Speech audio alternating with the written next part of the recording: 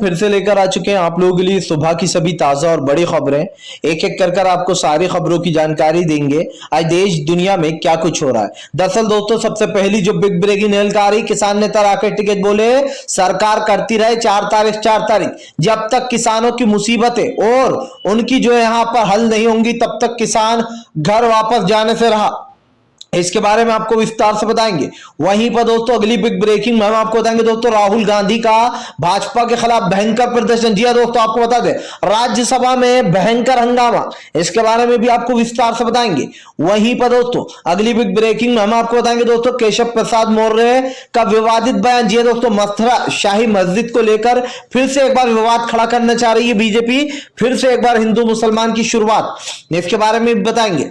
वहीं पर दोस्तों अगली बिग ब्रेकिंग में हम आपको बताएंगे दोस्तों, जी हां दरअसल आपको बता दें जबरदस्त तरीके से भाजपा के ऊपर किल पे संजय सिंह। जी हां बोले फिलहाल बीजेपी सिर्फ नफरत फैला रही है, भारतीय जनता पार्टी के ऊपर जमकर भड़ास निकाली है।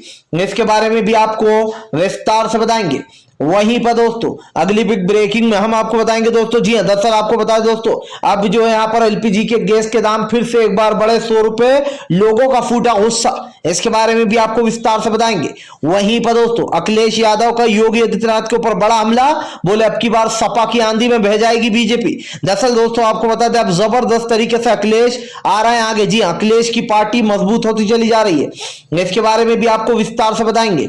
वहीं पर दोस्तों अगली बिग ब्रेकिंग में हम आपको बताएंगे केजरीवाल का मोदी सरकार के ऊपर बड़ा हमला, बोले फिलहाल पेट्रोल डीजल के बढ़ते दामों की जिम्मेदार सिर्फ बीजेपी की सरकार है, लेकिन दोस्तों 8 रुपए घटा दिए, इसके बारे में बताएंगे दिल्ली सरकार ने। वहीं पर दोस्तों अखिलेश की विजय यात्रा ने उड़ाए भाजपा के होश, भाजपा को दोस्तों अब बड़ा झटका लगा है। अखिलेश की विजय यात्रा देखकर बीजेपी पूरी तरीके से फेल हो गई है, इसके बारे में भी आपको विस्तार से बताएंगे। वहीं पर दोस्तों राकेश टिकैत का निकला आर भारत। जी हां दरअसल दोस्तों आपको रिपब्लिक भारत की जो पत्रकार है वो राकेश टिकैत को गलत तरीके टच कर रही थी, जिसके बाद किसान नेता राकेश टिकैत इतनी ज्यादा गुस्से में दिखाई दिए दोस्तों जितना कि आज तक आपने देखा भी नहीं होगा, इसके बारे में भी आपको विस्तार से बताएंगे। वहीं पर दोस्तों अगली बिग ब्रेकिंग में हम आपको बताएंगे दोस्तों, अकाली दल को छोड़कर मनजिंदर सिंह जो है वो अब बीजेपी में शामिल हो गए, इसके बारे में भी आपको विस्तार से बताएंगे। वहीं पर दोस्तों अगली बिग ब्रेकिंग में हम आपको बताएंगे दोस्तों, शरद पवार से मिली ममता बनर्जी, बोले बीजेपी को हराना बहुत ज्यादा जरूरी, देश के हालात बद से बदतर होते चले जा रहे हैं और ये सब लोग मिलकर ही कर सकते हैं, इसके बारे में आपको विस्तार से बताएंगे। वहीं पर दोस्तों यूथ कांग्रेस का जमकर प्रदर्शन, भाजपाइयों को घेरा, महंगाई को लेकर जमकर की फजीयत, इसके बारे में भी आपको विस्तार से बताएंगे।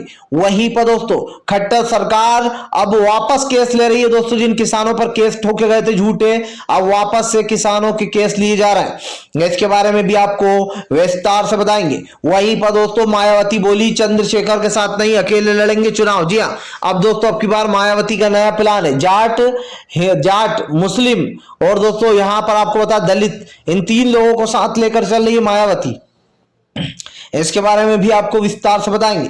तो सारी खबरें दोस्तों एक एक कर देंगे। फिलहाल चलिए बढ़ते हैं सबसे पहली और सबसे बड़ी खबर की ओर। दरअसल दोस्तों आपको बता दें किसान नेता राकेश टिकैत का मोदी सरकार पर बड़ा हमला, बोले सरकार करती रहे 4 तारीख किसान उठकर नहीं जाने वाला। दरअसल आपको बता दें दोस्तों, किसान नेता राकेश टिकैत का कहना है कि बीजेपी के पास तो बहुत सारी एजेंसियां, वो एजेंसियां लगा दे हमारे पीछे और हमारी जासूसी कराएं। राकेश टिकैत ने कहा कि सरकार किसान आंदोलन को तोड़ने की कोशिश कर रही है और यह हमें पहले ही पता था। किसान नेता राकेश टिकैत का कहना है कि सरकार ने पहले ही चाल चल दी थी कि वो किसी भी तरीके से इस आंदोलन को खत्म करेगी। आपको बता दोस्तों अब राकेश टिकैत ने भाजपाइयों पर जमकर हमला बोला है। किसान नेता राकेश टिकैत का कहना है कि सरकार जानबूझकर ये सब कुछ कर रही है ताकि वो किसान आंदोलन को बिखेर सके। आपको बताता चलूं दोस्तों, इससे पहले भी किसान नेता राकेश टिकैत ने सरकार की पोल खोली थी और उन्होंने कहा था कि इस कृषि कानून को वापस लेने में सरकार की कोई चाल है और दोस्तों अब वो चाल सामने निकल कर भी आ रही है। जाहिर सी बात है कि अब सरकार सिर्फ तीनों कृषि कानून वापस लेकर किसानों को टरका देना चाहती है। यही कारण दोस्तों जो किसान आंदोलन में फूट डालने की कोशिश की जा रही है। राकेश टिकैत ने कहा कि किसानों के बीच में कोई भी मतभेद नहीं है और ना ही किसान घर वापस जाने वाला है। किसान अपने मुद्दों पर रहे और वो तब तक अड़ा रहेगा जब तक कि किसानों की बात नहीं सुनी जाएगी। राकेश टिकैत ने कहा कि फिलहाल आज हमारी अहम बैठक थी, उसमें कई बड़े फैसले लिए गए और उन फैसलों में साफ बताया गया कि फिलहाल किसान वापस नहीं जाने वाले। आपको बता दो दोस्तों, राकेट टिकैत के इस बयान के बाद से सोशल मीडिया पर जमकर राकेट टिकैत को पसंद किया जा रहा है और यह भी साफ हो गया कि अब बीजेपी को बड़ा झटका लगने वाला है फिलहाल। खैर चलिए हम बढ़ते हैं दोस्तों एक और अगली बिग ब्रेकिंग की तरफ। बता दोस्तों अगली जो बड़ी खबर निकल कर आ रही है, दरअसल दोस्तों आपको बता दें शरद पवार से मिली ममता बनर्जी, भाजपा पर बोला बड़ा हमला। दरअसल दोस्तों आपको बता दें ममता बनर्जी इन दिनों महाराष्ट्र के दौरे पर हैं और इसी में दोस्तों वो शरद पवार से उन्होंने मुलाकात की। ममता बनर्जी का कहना है कि अब भारतीय जनता पार्टी को देश से हटाना बहुत ज्यादा जरूरी होगा, जब तक बीजेपी को देश से नहीं हटाएंगे तब तक कुछ भी नहीं होने वाला। ममता बनर्जी ने कहा कि फिलहाल सभी लोगों को एकजुट होकर लड़ना पड़ेगा, छोटे से छोटा दल और बड़े से बड़ा दल एक साथ आए। ममता बनर्जी ने कहा कि फिलहाल प्रधानमंत्री नरेंद्र मोदी को इस बार अगर हराना है पूरी भाजपा को तो सबको एकजुट हो जाना होगा। दीदी ने बताया कि उनका प्लान क्या है। आपको बता दोस्तों अब दीदी ने ऐलान कर दिया कि वो सभी छोटे और बड़े दलों को अपने साथ लेकर चलेंगी। जाहिर सी बात है दोस्तों बीजेपी किसी भी तरीके से अपना शिकंजा कसना चाहती है फिर से एक बार 2024 में, लेकिन इस बार देश की जनता का मूड बदल चुका है। वहीं दूसरी तरफ दोस्तों ममता बनर्जी ने साफ कहा है कि वो बीजेपी को हराने के लिए कुछ भी करने को तैयार है। वो सभी दलों से बात कर रही हैं, हर एक दल से इनकी बातचीत हो रही है। जाहिर सी बात है दोस्तों कि जब आप एक लकड़ी को तोड़ते हो तो वो टूट जाती है, लेकिन जब लकड़ियां इकट्ठी करके आप उसे तोड़ने की कोशिश करते हो तो वो ज्यादा ताकतवर और ज्यादा मजबूत हो जाती हैं। वैसे ही काम दोस्तों ममता बनर्जी करने जा रही हैं। जाहिर सी बात है दोस्तों कि बीजेपी ने देश में जिस तरीके की नफरत फैलाई है और एक राजनीति चल रही है इनकी, इसको हटाना बहुत जरूरी होगा। देखिए दोस्तों सरकार कोई सी आए, चाहे कांग्रेस आए या टीएमसी आए, बस बात यह है कि इंसानियत होना चाहिए, देश सही से चलाने का हुनर होना चाहिए, हिंदू मुसलमान नहीं होना चाहिए। जो अभी हो रहा है फिलहाल आप देख ही रहे हैं कि अब उत्तर प्रदेश के चुनाव को लेकर एक नई रणनीति बनाई जा रही है कि कैसे दंगे फैलाए जाएं। जाहिर सी बात है बीजेपी जब भी कुछ करती है तो सोच समझ के करती है और उसके दिमाग में दोस्तों पहले से ही प्लान आ गया है फिलहाल। खैर चलिए हम बढ़ते हैं दोस्तों एक और अगली बिग ब्रेकिंग की तरफ। बता दोस्तों अगली जो बड़ी खबर निकल कर आ रही है दोस्तों आपको बता संसद में भयंकर हंगामा, लोगों ने किया दोस्तों सरकार के खिलाफ प्रदर्शन। दरअसल दोस्तों आपको बता दें अब जो यहाँ पर संसद में भयंकर हंगामा हो गया। 12 लोगों को जब से निलंबित किया गया दोस्तों तब से जो यहाँ पर संसद सत्र की बैंड बजी पड़ी है। जी आपको बता दें राज्यसभा में भी और लोकसभा दोनों में भयंकर हंगामा हुआ। 12 लोग जिन लोगों को निलंबित किया गया उनको वापस लेने की मांग चल रही है। न सरकार झुकने वाली है दोस्तों, ना ही इधर जो है जिन लोगों को निलंबित किया वो झुक रहा है। जाहिर सी बात है दोस्तों कि अब सरकार और आपस में ही भिड़ गए। दरअसल दोस्तों आपको बता जिस तरीके से मामला निकलकर सामने आ रहा है साफ दिखाई दे रहा है कि फिलहाल लगातार जो है यहाँ पर मामला गर्माता चला जा रहा है। राहुल गांधी ने जमकर प्रदर्शन किया। राहुल गांधी का कहना है कि प्रधानमंत्री नरेंद्र मोदी डर क्यों ना, आखिरकार सवालों के जवाब दे दे। 12 लोगों को निलंबित कर देना ये कहां की इंसाफ है। राहुल गांधी ने कहा कि लोकतंत्र की धज्जियां उड़ा रही मोदी सरकार, अब संसद में भी बोलने की जो यहाँ पर छूट नहीं है। राहुल ने कहा कि आज जिस तरीके से लोकतंत्र की हत्या की जा रही है सच में बहुत ही दुर्भाग्यपूर्ण है। राहुल ने कहा कि जब बीजेपी की सरकार थी तो ये लोग टेबलों पर चढ़ जाते थे और टेबलों पर चढ़कर हंगामे किया करते थे। उन दिनों दोस्तों मनमोहन सिंह साहब प्रधानमंत्री हुआ करते थे और खुद बीजेपी के लोग टेबलों पर चढ़कर हंगामे करते थे, लेकिन उनको निलंबित नहीं किया जाता था। कांग्रेस के नेता और राहुल गांधी ने कहा कि सब जनता देख रही है कि कौन क्या कर रहा है। जब बीजेपी वाले करते हैं तो उनको माफ कर दिया जाता है, लेकिन अगर यही काम दोस्तों कांग्रेस के लोग करते हैं तो उनको बाकायदा निलंबित कर दिया जाता है। जाहिर सी बात है दोस्तों जब सरकार किसी के सवालों का जवाब नहीं देगी तो सरकार से तो पूछा ही जाएगा ना कि भैया चल क्या रहा है। लेकिन सरकार दोस्तों किसी भी मुद्दे पर आप देख लीजिए हर मुद्दे पर विफल सरकार से कुछ भी पूछो उसके पास इस सवालों के जवाब नहीं है। जाहिर सी बात है कि अगर आम जनता आपसे कोई उम्मीद लगाकर बैठी है या आम जनता आपसे कुछ पूछना चाहती है तो आपको उन सवालों के जवाब देना होंगे। अगर आप जनता को सवाल के जवाब नहीं दोगे तो वही जनता का सवाल जो है यहाँ पर संसद में उठाया जाता है। राहुल गांधी ने दोस्तों साफ कहा कि प्रधानमंत्री नरेंद्र मोदी सवालों से भागते हैं। ये सरकार पहली ऐसी सरकार होगी दोस्तों जो सवालों के जवाब देने से ही डरती है फिलहाल। खैर चलिए हम बढ़ते हैं दोस्तों एक और अगली बिग ब्रेकिंग की तरफ। बता दोस्तों के लिए जो बड़ी खबर निकल कर आ रही, केशव प्रसाद मौर्य का विवादित बयान दोस्तों। मथुरा ईदगाह शाही ईदगाह को लेकर दिया विवादित बयान। दरअसल दोस्तों आपको बता दें, बोलना है कि फिर से अब एक बार बाबरी के बाद जो यहाँ पर शाही ईदगाह की बारी।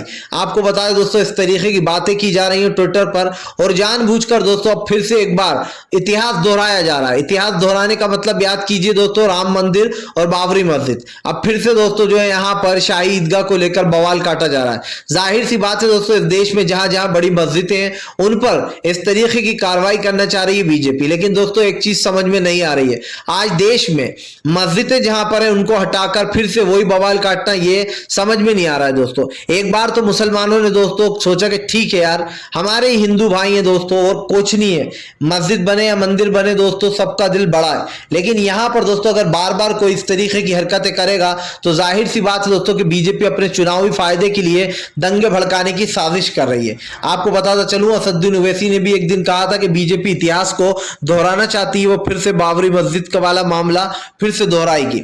फिलहाल खैर चलिए हम बढ़ते हैं दोस्तों एक अगली बिग ब्रेकिंग की तरफ। बता दोस्तों अगली जो बड़ी खबर निकल कर आ रही है, दरअसल दोस्तों आपको बता दें पेपर लीक में संजय उपाध्याय को होगी जेल। आपको बता दें बड़ी कार्रवाई।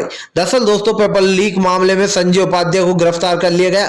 ये संजय उपाध्याय वही है दोस्तों जिसके भाई ने झूठी डिग्री बनाकर कॉलेज में नौकरी पाई थी। अब संजय उपाध्याय भी दोस्तों निशाने पर आ गए। दरअसल दोस्तों जब खूब आवाजें उठी, पेपर लीक का मामला उठा, तो संजय उपाध्याय को दिखाने के लिए गिरफ्तार कर लिया गया। वैसे ही दोस्तों जैसे अजय मिश्रा के बेटे आशीष मिश्रा को गिरफ्तार किया गया है। अब आशीष मिश्रा के साथ जेल में कैसा व्यवहार हो रहा होगा ये तो आपको पता ही है। ऐसा तो है नहीं कि आशीष मिश्रा के साथ नॉर्मल कैदियों जैसा व्यवहार हो रहा होगा, वो तो आपने थाने में ही देख लिया था कि कैसे रेड कारपेट पर आशीष मिश्रा को गिरफ्तार किया गया था। वैसे ही दोस्तों संजय उपाध्याय जो उनको पेपर लीक वाले मामले में गिरफ्तार कर लिया गया है। जाहिर सी बात है दोस्तों कि पेपर लीक वाला जो मामला है इसको अभी इसलिए गरमाया जा रहा है क्योंकि बीजेपी अच्छे से जानती है कि यूपी में उत्तर प्रदेश में चुनाव है, और उत्तर प्रदेश में चुनाव का मतलब आप अच्छे से समझते हैं दोस्तों कि इस वक्त सरकार सिर्फ कुछ भी कर इस मामले को दबाने की कोशिश करेगी। और उसके बाद दोस्तों क्या होगा ये आप भी जानते हैं और मैं भी जानता हूं। जी हाँ, उसके बाद दोस्तों उन लोगों को छोड़ दिया जाएगा। जाहिर सी बात है जैसे ही चुनाव खत्म होंगे कि उनकी भी आजादी हो जाएगी। ये सब कुछ चुनाव को मद्देनजर रखते हुए किया जा रहा है, क्योंकि भाई जब पेपर लीक हुआ तो उन बच्चों की 1 साल की मेहनत भी चली गई टीटी के एग्जाम की, और साफ दिखाई दे रहा था कि सरकार आंखें मूंद कर बैठी है। सरकार को सब कुछ दिख रहा है, लेकिन उसके बाद भी वो ये जताने की कोशिश कर रही है कि भैया हमें तो कुछ मालूम नहीं है। फिलहाल खैर चलिए हम बढ़ते हैं दोस्तों एक अगली बिग ब्रेकिंग की तरफ। बता दोस्तों अगली जो बड़ी खबर निकल कर आ रही है, अखिलेश यादव की दोस्तों विजय यात्रा से बौखलाई बीजेपी। जी हाँ दोस्तों, दरअसल आपको बता दोस्तों अब अखिलेश यादव की विजय यात्रा बुंदेलखंड में जिस तरीके से अखिलेश ने अपनी विजय यात्रा निकाली है दोस्तों, साफ दिखाई दे रहा है कि बीजेपी के हाथ से बुंदेलखंड भी गया। दरअसल दोस्तों इन दिनों अखिलेश यादव लगातार उत्तर प्रदेश में मजबूत होते चले जा रहे हैं। लगातार विपक्ष पार्टियां अखिलेश को अपना समर्थन दे रही हैं। सभी विपक्षों का साफ कहना है कि फिलहाल उत्तर प्रदेश में अगर कोई मजबूत है इस वक्त जो बीजेपी को हरा सकता है तो वो अखिलेश यादव ही हैं। और दोस्तों इस बात को हम डिनाई भी नहीं कर सकते, इस बात को ये भी नहीं कह सकते कि नहीं ये गलत बोला जा रहा है। ये बात बिल्कुल सच है दोस्तों कि अखिलेश यादव ही एक ऐसे इंसान है जो बीजेपी को उत्तर प्रदेश में हरा सकते हैं। क्योंकि दोस्तों अखिलेश यादव की सरकार आई थी 2012 के लगभग आई थी। 2012 में अखिलेश की सरकार आई थी। उसके बाद 2017 में बीजेपी ने दंगे भड़का दिए थे मुजफ्फरनगर में और अखिलेश की छवि खराब कर अपनी सरकार बना ली थी। अब जाहिर सी बात है दोस्तों इतिहास को दोहराना चाह रही है बीजेपी, लेकिन वो दोहरा नहीं पा रही है, कोशिश पूरी कर रही है। अब यही बात है दोस्तों कि बुंदेलखंड में कल अखिलेश यादव की विजय यात्रा निकली। विजय यात्रा के बाद दोस्तों ये साबित होगा कि अखिलेश लगातार उत्तर प्रदेश में मजबूत होते चले जा रहा है और बीजेपी की कहीं ना कहीं वो जमीन खिसकाते चले जा रहा है। अखिलेश ने पहले भी कहा है दोस्तों कि वो अब की बार कोई भी कसर नहीं छोड़ेंगे, अब की बार वो अपनी पूरी जान लगा देंगे, लेकिन उत्तर प्रदेश के इतिहास को पलट देंगे। और सबसे बड़ी बात दोस्तों कि अखिलेश यादव जनता के हित में काम करते हैं। इससे पहले हमने देखा दोस्तों अखिलेश ने कभी भी हिंदू मुसलमान नहीं किया। अखिलेश ने भले ही दोस्तों मैं ये मानता हूं कि चलिए मुसलमानों का कुछ फायदा ना किया हो, कुछ लोग कहते हैं, लेकिन अखिलेश ने दोस्तों कभी किसी जात या धर्म में फर्क नहीं किया। अखिलेश ने हमेशा दोस्तों अच्छी राजनीति की है। जैसे कि ममता बनर्जी, बंगाल में ममता बनर्जी को लोग क्यों पसंद करते हैं? ममता बनर्जी सब लोगों को एक साथ लेकर चलती है, हिंदू मुसलमान नहीं करती है, जात पात नहीं देखती है दोस्तों। ये सबसे बड़ी उनकी क्वालिटी और मुझे काफी पसंद है, क्योंकि दोस्तों मैंने पहले भी कहा आपसे कि हिंदू मुसलमान जैसी कोई चीज नहीं होती है, ये सिर्फ इंसान का वहम है, इंसान की सोच है कि आप इस समाज को लेकर ऐसा सोचते हो, उस समाज को लेकर वैसा सोचते हो। तो सोच को बाहर निकालो और बीजेपी के भड़कावे में अगर लोग ना आए तो दोस्तों एकजुट होकर अखिलेश को वोट देना है और विजय बनाना है। क्योंकि अगर मैं ये नहीं कहता कि आप समाजवादी पार्टी को ही वोट दो, जिसको दोस्तों आपको देना है आप देइए, लेकिन ये याद रखिए कि अगर आप एकजुट होकर वोट देंगे जिस भी पार्टी को, वही पार्टी विजयी होगी।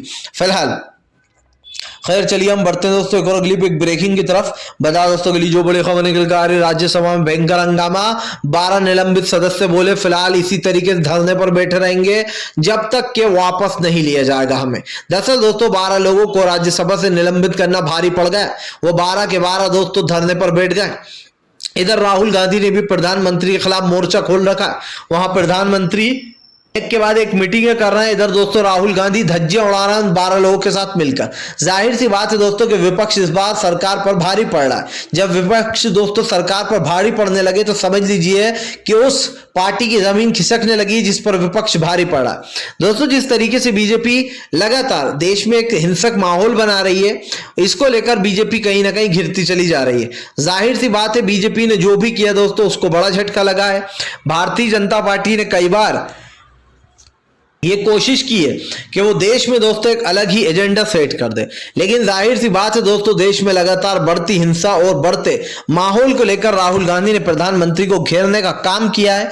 राहुल गांधी ने भी उन लोगों का समर्थन किया है जिन लोगों को निकाला गया है। उन 12 लोगों का साफ कहना है कि जब तक हमारा निलंबन वापस नहीं लिया जाएगा हमें अंदर, तब तक के धरना चलता रहेगा। यानी कि दोस्तों मोदी सरकार की एक और मुश्किल बढ़ गई है। फिलहाल खैर चलिए हम बढ़ते दोस्तों एक और अगली बिग ब्रेकिंग की तरफ।